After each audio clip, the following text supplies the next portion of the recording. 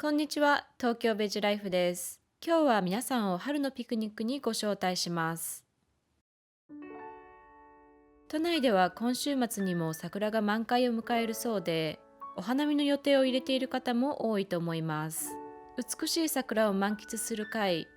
せっかくなので、いつものようにデパ地下のお惣菜、紙皿、紙カップ、割り箸ではなく、ひと手間をかけてゼロウェイストなピクニックにしてみるのはいかがでしょうか。手作りのお料理を食器に乗せてみんなでいただけば、味は格別になりますし、ゴミが出ないとすっきりした気持ちでお花見を楽しめます。今日訪れた新宿御苑のように、アルコール類の持ち込みが禁止の公園もあります。フレッシュミントとレモンを入れたデトックスウォーターや温かいハーブティーでリラックスしながら美しい桜と美味しいお料理で会話に花を咲かせましょう。春キャベツが並び始めると食べたくなるサラダ。母がよく作ってくれたもので、作るたびになんだか懐かしく優しい気持ちにさせてくれます。春キャベツを手で適当な大きさにちぎったら、たっぷりのお水で洗い、よく水切りします。塩を一つまみ入れたら混ぜ合わせ、しんなりするまで30分ほど置いておきます。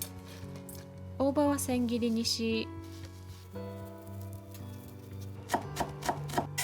梅干しは種を取り除いたら包丁でペースト状にします。キャベツに大葉、梅干しを加え、オリーブオイル少々を回し入れ、よく混ぜ合わせれば出来上がり。時間が経てば経つほど味が染みて美味しくなるので、前日に作って冷蔵庫に入れておいても大丈夫です。春を衣の中に閉じ込めました。水煮のたけのこは4分の1に切り、薄切りにします。菜の花はたけのこと長さを揃えて切り、塩麹少々とともに電子レンジで1分20秒ほど火が通るまで蒸します。海苔は4分の1に切ります。薄切りにしたたけのこ2枚で菜の花をサンドしたら、海苔で巻き、端を水で溶いた薄力粉で海苔漬けします。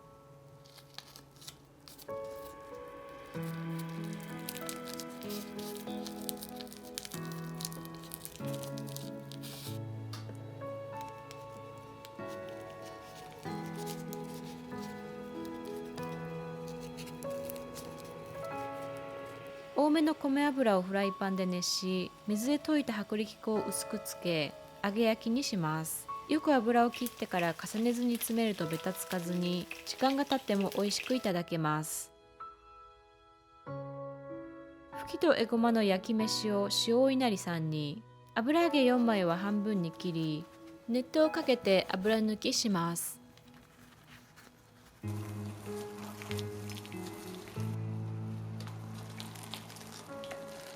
お鍋に油揚げを並べたら、お水1カップと塩麹小さじ1を加え、落とし蓋をして弱火で10分ほど煮込み、そのまま冷まして味を染み込ませます。ふきは小口切りにし、長ネギと生姜はみじん切りにします。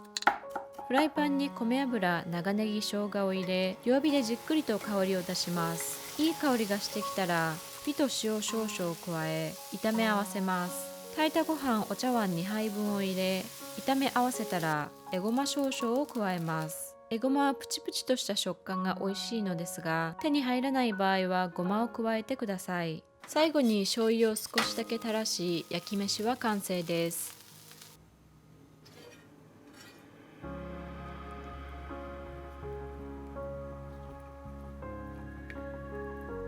焼き飯をお揚げに入れ、縁を折り込むようにして中に入れます。お稲荷さんはお弁当にするとみんなで食べやすく、見た目も華やかですね。デザートはお芋のタルト風。前回ストロベリーケーキを作った時と同じグルテンフリー生地を作っていきます。事前に白米の米粉4分の1カップ、タピオカ粉4分の1カップ、片栗粉2分の1カップ、玄米の米粉1と2分の1カップを合わせて作っておいたグルテンフリーフラワーブレンド1カップ、コーンスターチ大さじ2、砂糖大さじ3、アーモンドプードル1カップ、塩小さじ1分の1、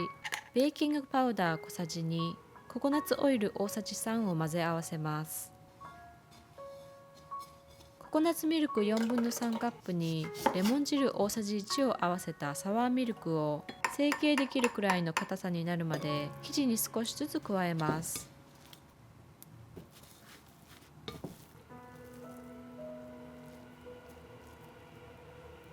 マフィン型の中にタルトのように底と壁を生地で作ったら、190度のオーブンで7分焼きます。その間にお芋のフィリングを用意します。さつまいもは今回は小さいものを7個用意しました。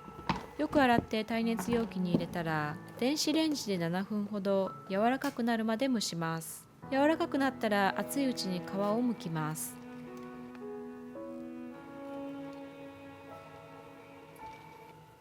マッシャーなどでマッシュしたら、滑らかになるまでココナッツクリームと生地作りで余ったサワーミルクを様子を見ながら加えていきます。7分焼いた生地をオーブンから取り出し、お芋のフィリングを入れたら、再び190度のオーブンで10分から13分、生地が茶色く色づくまで焼きます。型の中で数分休ませてから取り出し、ラックなどでさらに冷ましていきます。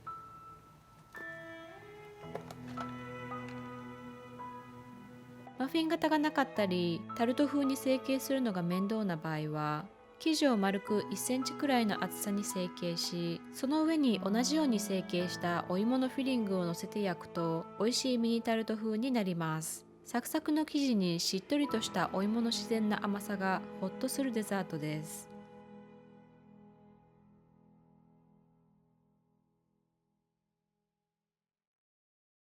今日は美味しい春のお料理で美しい桜を満喫するピクニックレシピをお届けしました。ソメイヨシノの繊細な淡いピンクは、見ているだけで心を柔らかく優しくしてくれます。大切なパートナーや家族、気の置けない仲間たちと出かけてみてはいかがでしょうか。